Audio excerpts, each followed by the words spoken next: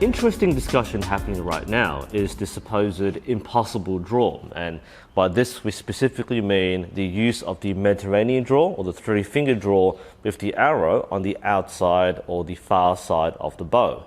Normally, with the Mediterranean draw, the arrow is placed on the near side of the bow, or the left side for a right-handed archer, and the fingers are placed over the arrow like this. And the other method, with the arrow on the other side, is generally seen as being incorrect. Now, this is currently being challenged by a few people who are experimenting and trying to see if there are merits behind this method. My goal in this video is to provide a deeper insight into this topic. I may be raising more questions than providing answers, and I certainly don't want to discourage people from experimenting.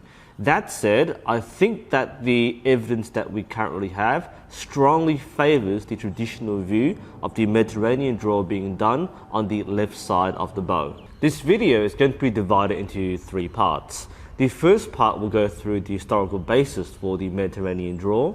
The second part will look at some of the technical difficulties, and the third part will go through some conclusions and questions for people who are interested in pursuing this topic further. I want to remind people that we're here to progress a discussion. I'm not here to argue who is right and who is wrong. As much as we are a part of history and history is a part of us, we don't own history, so we don't have to take this personally. So I do ask that if we have opposing viewpoints and opinions and disagreements, that we do this in a civil and respectful manner. Before I dive into the discussion, I do want to open with a bit of a preface. I object to the use of the term impossible draw. That's been being used a lot recently, and I get this as a clickbait thing on YouTube and it gets people interested in talking about it, and that's fine. But I do think that it frames the discussion very poorly. Firstly, it's not an impossible draw. It is possible. I can do it, other people can do it, and we certainly didn't break any laws of time and space to do so. So it is possible to physically execute this technique. So when people are saying that it's impossible, I don't think people are actually saying it is physically impossible in any way. What they may be saying is that it may be impossible to do it well, and in that case, the argument may be that it is ineffective, impractical, unfavored, if not unconventional. So there are reasons why people might not be doing this, rather than it being impossible. I make this point here because it actually has been interesting to investigate, research, and experiment.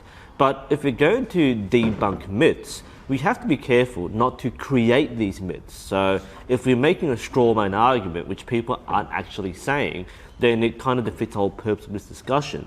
So the question shouldn't be whether it's possible, but why is one method preferred over the other? Or to be bolder, why is one method used and the other isn't? So with that out of the way, let's dive into the rabbit hole.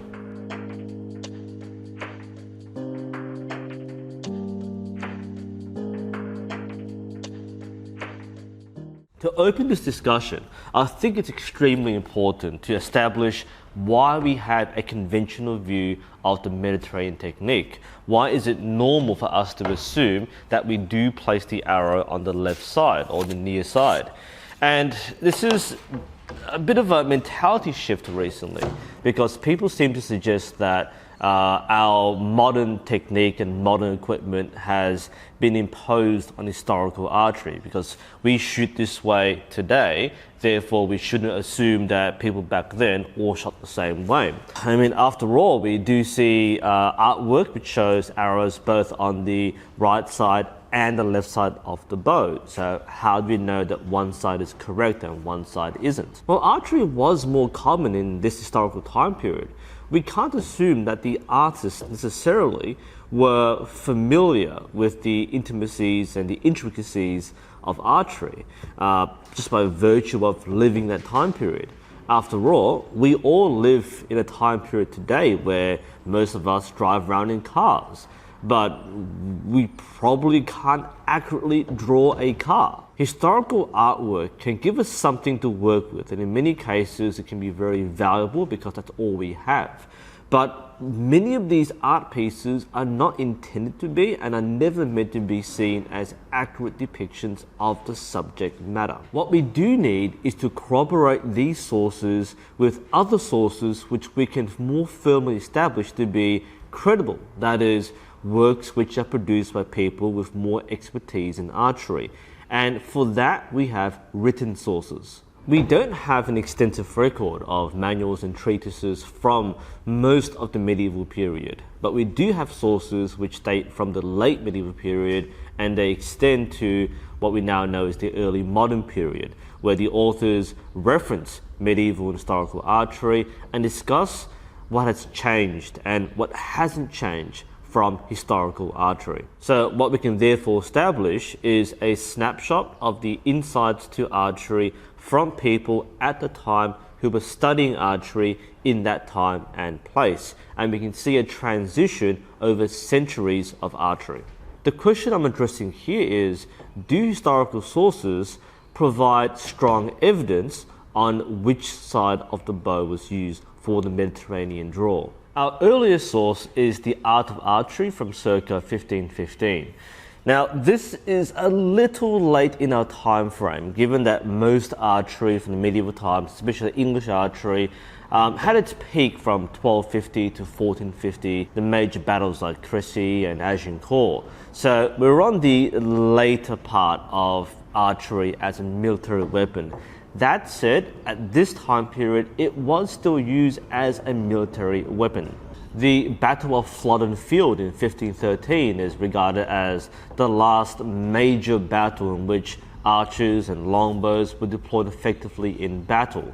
The last recorded and confirmed use of the longbow was in the Battle of Bridgenorth in 1642. So these dates can establish a time frame where if we have source material, especially written text, then we can establish that these are more likely referring to a military archery compared to recreational archery later on. Most of these sources don't just clearly outright say that you have to put the arrow on this side. They assume that there is a side that is meant to be used, and as a reader, we have to read into the particular steps and nuances to understand what they are visualizing. So, in regards to how to knock the arrow onto the bow, The Art of Archery from 1515 states the following. Then, holding the arrow by the middle, he must put it in the bow, and there hold between two fingers. And you must know that these two fingers are the first and second, and every good archer should, as I have said before, draw his bow with 3 fingers and to his right breast, as by doing so he can pull a longer arrow. This section specifically describes the method of putting the arrow in the bow, which strongly implies a method that can only be done with the arrow on the near side, as putting it on the opposite side does not place the arrow in the bow. Roger Ascham's Toxophilus from 1545 is widely regarded as the most detailed text we have on English archery in this time period. Now, he doesn't specifically talk about knocking, but it does talk about this very specific detail. To look at your shaft head at the loose is the greatest help to keep a length that can be, which thing yet hinder with excellent shooting, because a man cannot shoot straight perfectly, except he look at his mark. If I should shoot at a line and not at the mark, I would always look at my shaft end, but of this thing somewhat afterward. This is a very specific point to make, and it does lend credence to the author. It's something which only a familiarity with archery can validate. What Ascham is saying is that instead of focusing on the tip of the arrow, the archer should be focused on the target or the mark. And this is in line with what we understand to be instinctive shooting. The point that people are focusing on the end of the shaft is only feasible if you're shooting with the arrow on the near side, because if the arrow is on the other side, you can't see the end of the shaft. Our next source is from 1634, The Art of Archery by Gervase Markham. To knock well is the easiest point in all the art of archery, and contains no more but ordinary warning, only it requires diligent heed giving. First, in putting the knock between your 2 first fingers, then bringing the shaft under the string and over the bow. Here we see a much more specific set of instructions on how to nock the arrow. In this case, it specifies the shaft must be passed under the string and over the bow. Now this is the method which is commonly done today. We call it weaving the arrow or threading the arrow.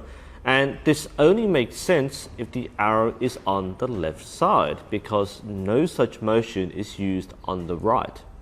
Fast forward to the 19th century and we have a treatise of archery by Thomas Waring.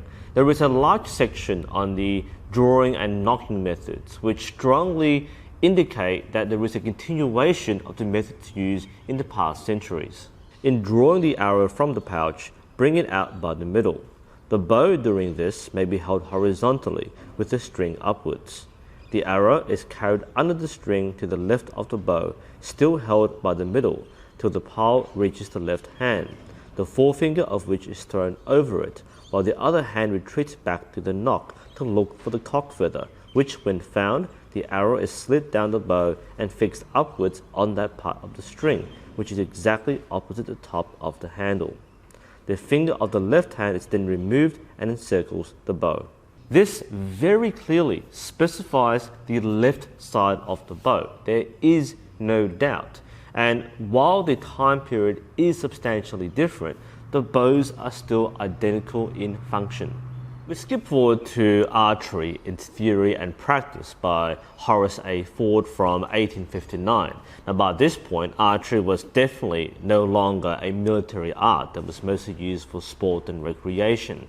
So we stopped seeing these thick warbow shapes and start seeing the slimmer longbow designs similar to this one, which were primarily used for target shooting. We again see references to previous methods.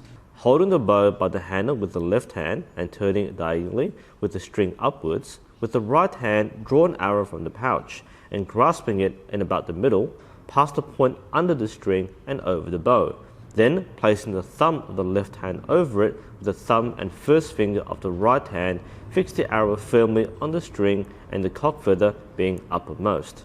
The author goes on to describe a clear, relatable problem to anyone who follows this method. There is one objection, however, to the part of them which directs the shooter to pass the arrow under the string, an objection, curiously enough, entirely overlooked by all the authors upon archery, and it is this, that by doing so, and owing to the somewhat intricate passage the arrow is made to traverse, the bow is very apt to become pitted by the point of the arrow, and in most archers' hands who nock in this way speedily assumes the appearance of having had an attack of some mild species of measles or smallpox, to the great injury of the bow, both as regards beauty and safety, especially when made of yew, this most valuable wood of all being of a soft and tender character.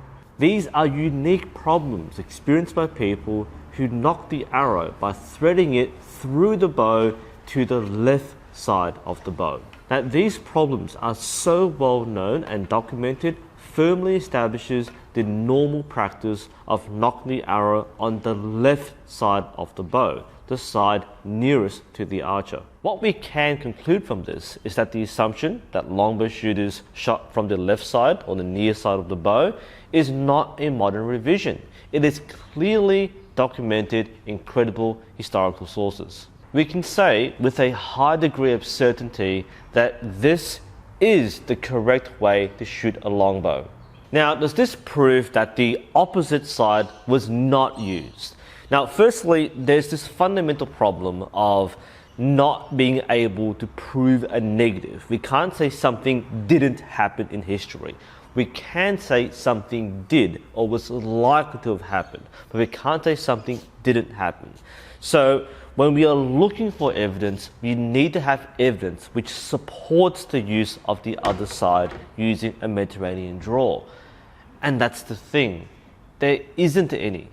Now, absence of evidence doesn't mean evidence of absence, but we need something to show us that this was used in some way. And remember, these are the most comprehensive treatises, texts, and documents that we have written by people who studied archery. These are authors who had no problem with identifying and criticizing styles which they thought didn't work. If we cross over to a different region, this time Arab archery, which is a medieval manuscript, the author lists numerous variations on the thumb draw and includes techniques like the Slavic draw, which is quite unorthodox, but it worked. They include a mention of a Greek draw, and the author was quite scathing in why it didn't work. The Greeks have a draw which consists of locking the four fingers, the index finger, the middle finger, the ring finger, and the little finger, while the bow is in a horizontal position, and holding the arrow between the middle finger and the ring finger, drawing toward the chest. This is indeed a corrupt draw used by the ignorant. Basically, if you did this, you're a dumbass. But the thing is that the method is identified, recognized, and scrutinized. It acknowledges that while this method may not have been an effective method, it probably existed in some form as described by this particular author. What this shows us is that these authors, who were students or masters of archery, had no qualms about identifying variations, listing them, scrutinizing them, and saying which one was the preferred method. This is the same from Roger Sham to Taibuga to Gao Ying. They were very comprehensive in listing correct and incorrect details. So, throughout hundreds of years of historical texts covering longbow shooting, not a single one mentioned shooting off the thumb or on the thumb side of the bow. No criticisms, no merits, just no mention of it being used at all. These are authors who will criticize the way people anchor, the way people hold, the way people aim, but there is simply an absence of any mention of shooting on the right side. It simply did not exist in historical manuals.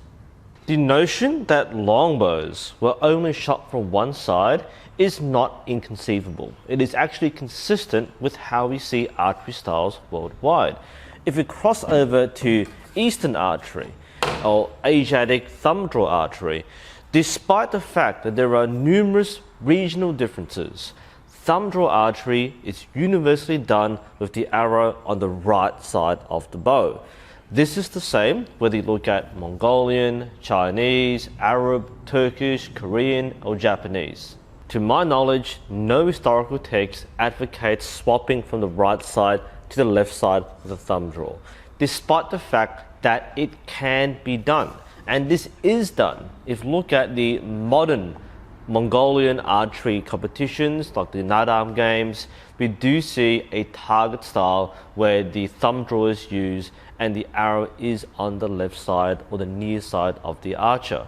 But despite the fact that there are some benefits and advantages, historically we don't see the evidence support using it in any way. It's worth noting that traditional and tribal archery styles, which have not been influenced by modern archery, such as the styles used by African hunters, the Hadza tribe for example, they shoot 100-pound bows to hunt elephants.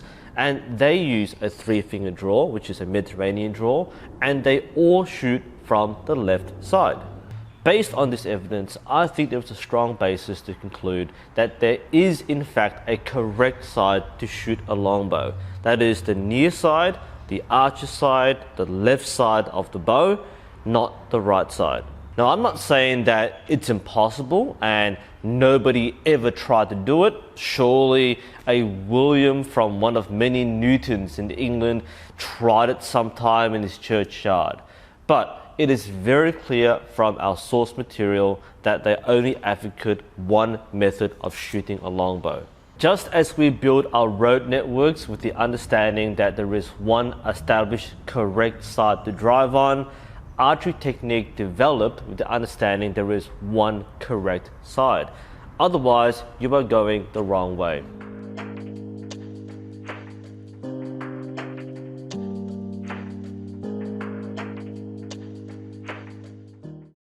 Whether you've watched the entire historical discussion or you skipped to this point, this segment will provide perspective on why shooting from the opposite side may be less effective than the conventional method.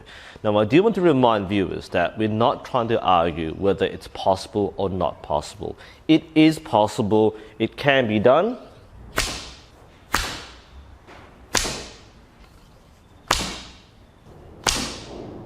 Point is this actually effective? If you ask a typical archer why you wouldn't do this, the answer is quite simple. The arrow will come off the string. This is why it happens. When you place your fingers on the string, you are imparting a twist, a movement on the string. So at full draw, the string is actually curling the other way in the same direction as your fingers.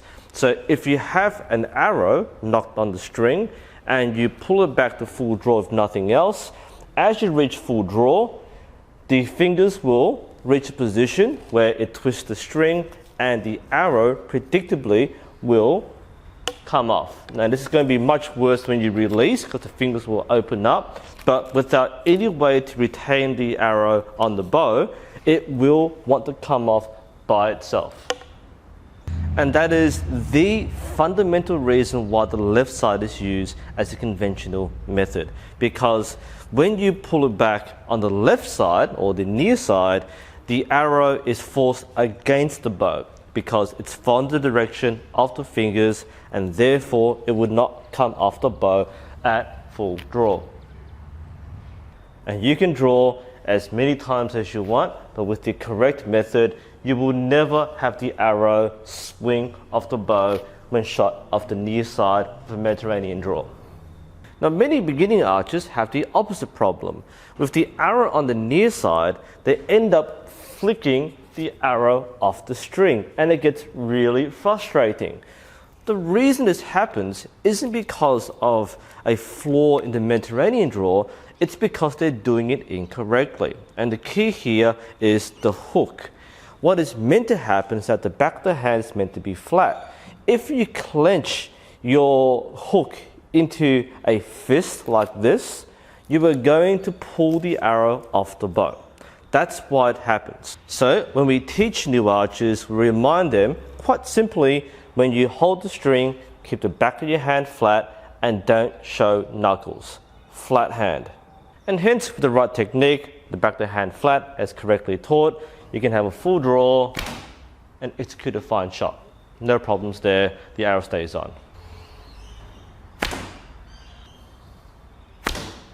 Speaking of which, if you want to draw with the arrow on the opposite side of the bow, you basically have to do the opposite of good technique. So we've taught you to use the flat hand and a strong deep hook. Now you have to show knuckles, clench your fist to keep it on the bowstring. So it's kind of reversing the motion because you have to pinch the arrow nock and hold it against the bow. And even so, you're relying on the fact that if your thumb isn't there, it's going to fall off. If you are using a clenched fist and gripping the nock, it's going to be very hard to achieve a clean release because everything is so tense. That goes against good archery form, and you may find the arrow won't come out very cleanly. One way around this is, as we hinted before, is to use the thumb on the left hand to cradle the arrow. Now we can use it with the thumb up and hold it like that, or we can have the thumb down and use the knuckle to hold it in place. So without it, we know the arrow has a propensity to come off the bow. So with the thumb, we can keep it from coming off, both like that and like that with the thumb knuckle. That's basically how I managed it. If you draw the correct hook, the arrow will come off by itself, so having the thumb up in some way will prevent that. So it is possible to shoot that way. It's not flawless though. And the reason why is that if your thumb is up, you do heavily risk the fact that the arrow is still going to come off, but it's going to hit the thumb instead. So as you can see before, that last arrow came off really, really badly. Let's try another shot. So some shots are better than others, but there's a large degree of deflection because the thumb can interfere with arrow clearance. This is a problem that is known to historical sources. In traditional Eastern archery, it is taught that you should have the finger down. It's meant to be a dead finger, otherwise it will interfere with the arrow, as said before. And in Mediterranean archery, the arrow on the left side, Thomas Waring, in the source mentioned before, the treatise on archery, does specify that you're not meant to keep the finger on the arrow, you're meant to let it down before you let go. So you're not meant to let your fingers interfere with the flight of the arrow. Another way people have been working around this is to cant the bow in the opposite direction. So most people would cant the bow this way, if you're a right-handed shooter, to your right, but I've seen people shoot to the left like this to keep the arrow on the bow. This by itself doesn't necessarily mean the arrow will stay on, so you have to kind of use other methods like the thumb to keep it in place, but I've seen people do it. Now, this presents problems in itself. If you are achieving this by turning your wrist, what you are doing is putting your skeletal structure out of position and out of optimal alignment. And what we're watching for here is not just the wrist position, but the elbow. If we turn the elbow inwards like this, we go from a strong position to a weak position. You can kind of see this yourself, by the way. Try to stretch your arm out, and you'll find that your elbow and your wrist will assume a natural position, both arms. All right, you can do it with both arms, and you'll feel strongest in a certain way. When you push someone, you do it like this. The moment you start rotating your wrist and also turning your elbow inwards, you're going to lose the same tension you had when you're initially starting. So if you go from here and trying to push like that, or push like that, it's much, much weaker. Try to hold this position with the elbow normal and then in like that. Much weaker. Think about it as punching. You don't punch like that. You punch straight like this. So while our bodies might be slightly different, our elbows might be slightly different, and our specific biomechanics may be different, fundamentally, the human body, without any adjustment, works the same way. Our elbows and our elbow position and our shoulder position can be optimally utilized in one particular way, and that is the strongest position. Now, the elbow position is a particular problem for archery beginners because apart from getting very nasty string slap on the elbow, it also forces them in a weaker position, which also makes them lift their shoulder upwards and hence to put more strain on the shoulder. This is why I was very cautious with people who were attempting the reverse cant, because many, without the correct method, will put themselves in a compromised position with the wrong muscles under strain. Now, with the full draw demonstration so far, the pattern we're seeing is, apart from canting the bow backwards, the archer themselves is also canted backwards. So the bow and the body are brought back like this. So with that position, it actually largely negates the problem with the elbow being out of position because the wrist is turned this way and the body is actually turned the same way to compensate for it. So we are actually managing the correct alignment, but by contorting our body instead. Now, some might say that this helps with getting good back tension. So by having a reverse cant, tilting it this way, you force yourself to use good back tension. Now, this may feel that way, but it may be circumstantial. You are, in fact, perhaps using good back tension, but it isn't because of the reverse cant. And that good back tension can be achieved with conventional technique if done properly. Referring to research done by Justin Ma and comparing historical archers who used heavy bows across the world, talk about Chinese archery, talk about Japanese archery, European archery, African tribal archery, the form is nearly identical. The wrist, elbow and shoulder positions are nearly the same, and the strong use of the hips to retain the right body alignment is nearly identical. So there is a conventional way to shoot heavy bows. Now, this is not a heavy bow, this is just a 40-pound longbow, so I'm not pretending that this is a war bow, but the way people draw these things establishes a clear biomechanical method. Again, by using our hips and our body, we can align ourselves to have the strongest position to shoot from. If we're shooting level, we might have our hips backwards and lean forward quite heavily. If we're shooting from a high angle, we might pop the front hip and come upwards like that. So a lot of the methods used by archers practiced in different styles, shooting from different positions, will show very similar things using the back, the hips, and everything else. So it is possible. Again, I'm not using a heavy bow, so I'm not pretending I'm a good shooter here, but you can attain good back tension by using correct hip position and body alignment. So if someone's using a reverse cant and a backwards lean to get that, yeah, you actually will get that back tension, but you don't need the reverse cant to do so. And if you really want to use the reverse cant, you can with the conventional draw anyway. So this by itself isn't a justification over using the opposite side. I think this is an interesting case where, because the people testing this are experienced in archery in some way, the brain is telling them, based on their prior experience, that if you're doing it this way, you're going to adopt this position because that's how you've been taught to shoot, or your body's been trained to shoot. You need to engage your back, whether it's this way or if you lean backwards that way. So your body is compensating for it. It doesn't mean it's correct technique, but your body's making it work. So far I've listed several issues. We have the hook being too tight or too clenched. We have the thumb potentially interfering with the arrow. We have a potential problem with the rotation being suboptimal and weaker. And we have other posture problems and stability problems. Now, all these things can be overcome. I'm not saying they can't be overcome, but I am saying they need to be overcome. And that brings me to my final point. Given that it is possible with all these changes and variations to the conventional method to make the opposite side work, the question is why? The principle of Occam's razor is that the simplest solution is usually the right one. Over thousands of years of archery progress and development, we've acquired the most effective and optimal methods.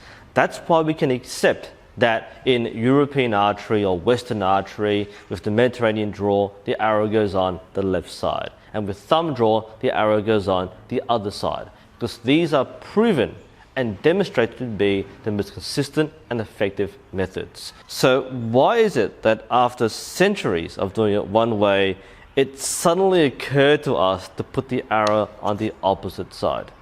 And like I said before, you can make it work, you can force it to work, but everything comes as a compromise. The arrow will want to come off if you execute good technique. So you have to compromise the hook by having a clenched fist. But the arrow will come off anyway at full draw, so you have to tilt the bow. But tilt the bow, your elbows in a weak position, so you lean your body back, and the arrow will come off anyway, so you have to lift your thumb up, which interferes with the arrow, so you have to use katra. It's a layer upon layer of extra steps, when the reality is we've known for centuries that you put the arrow on this side and you literally have none of those problems. So why go for the most difficult method which has no perceivable benefit over the conventional draw? And I bet someone's going to say, oh, but you can shoot faster from the right side of the bow, as if that's a fact. Okay, then the hypothesis must be that medieval war archers using longbows were speed shooters. So what we need is someone with a 100-pound bow who can shoot 3 arrows in 1.5 seconds.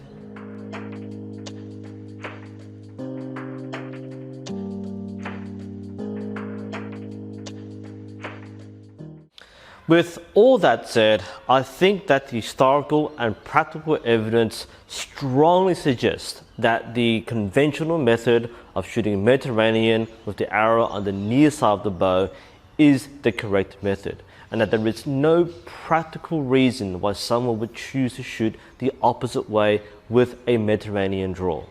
There's no big bow conspiracy that is censoring this alternate method, which is supposedly secret or impossible or forbidden or whatever. There's just very little evidence to show that this was even used. There's unreliable artwork, but all the reliable sources completely omit this kind of shooting. And given that our current methods are derived from historical methods, there is a continuation of that in some way, it makes more sense to say that current archery method is inspired by historical form, not the other way around.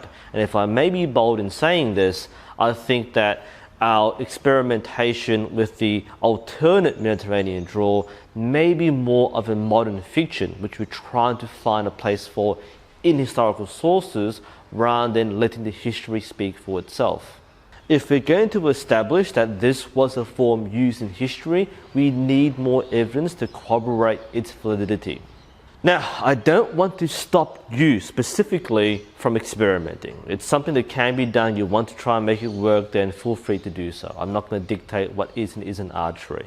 I still want to warn you that there is some physical risk, because if you don't know what you're doing and you are using the wrong muscles and putting your body out of position, especially with heavy bows, you may risk injury.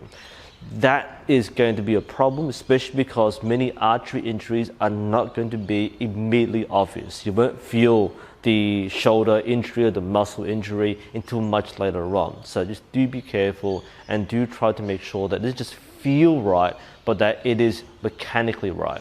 Now, if you are interested in investigating further and pushing this discussion and discourse forward and figuring out your own things, then I want to leave you with 3 questions which need to be answered to establish how valid this method is. Number 1, can it be done? We've actually already proven that it can be done, so that's a given. Number 2, can it be done effectively? And this is where things really get more specific and tricky. We have to establish what we mean by effective. We have to establish a context, we have to establish parameters, we have to establish success criteria, and all these things must be transparent and verifiable. For example, if you want to state that this can be done with war bows, then we must establish what a war bow is. You must measure that bow with an actual scale to the length you draw it at.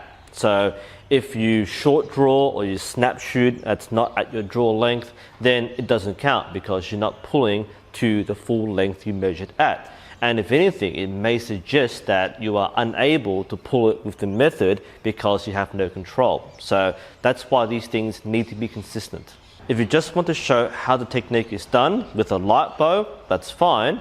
But at the same time, because we know it's a light bow from the draw that you state, we can also challenge that and say that, well, the bow's too light. You can use any technique for light bow and make it work. So that may in turn skew your results. If you're going to put forward an argument for accuracy, then we need to establish clear parameters. It doesn't have to be complex, it just has to be transparent. That means distance to target, target size, and whether you're measuring number of hits or the grouping size or the accuracy of the points. It can be simple as putting up a silhouette at 50 meters and counting hits, or putting up a standard target face and counting points. These things are at least transparent, I mean, say and measure how much you have scored in accuracy.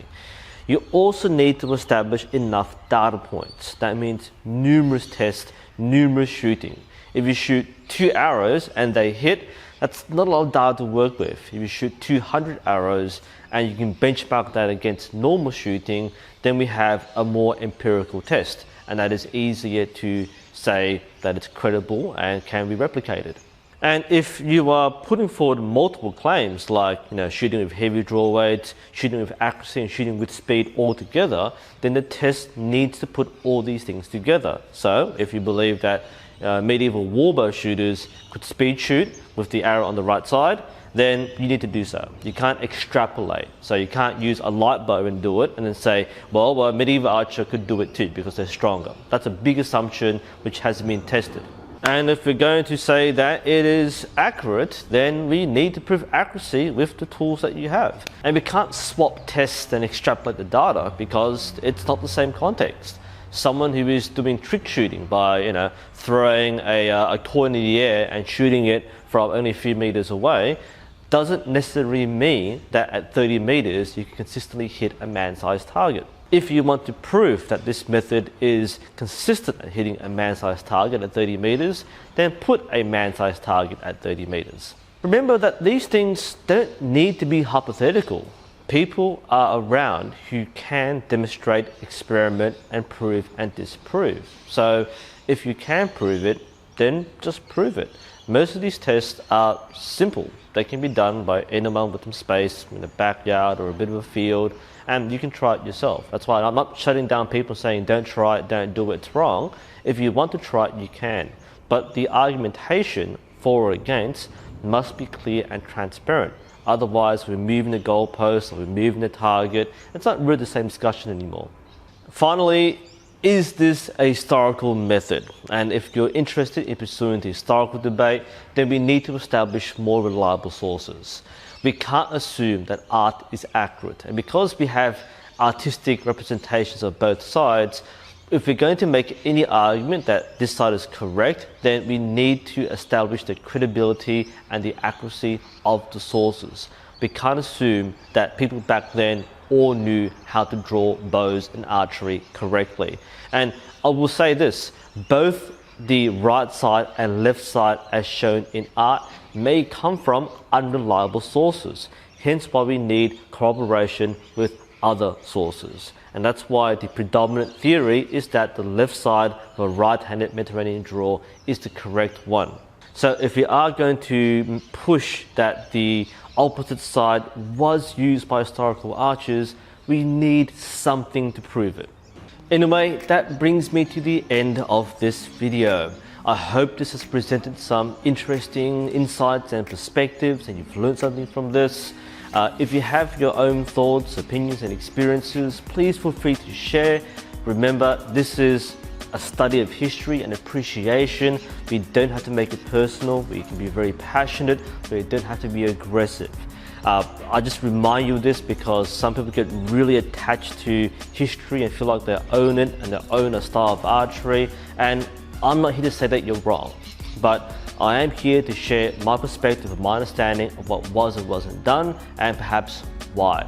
Anyway, thank you all for watching. I'm NUSensei and hopefully I'll see you again.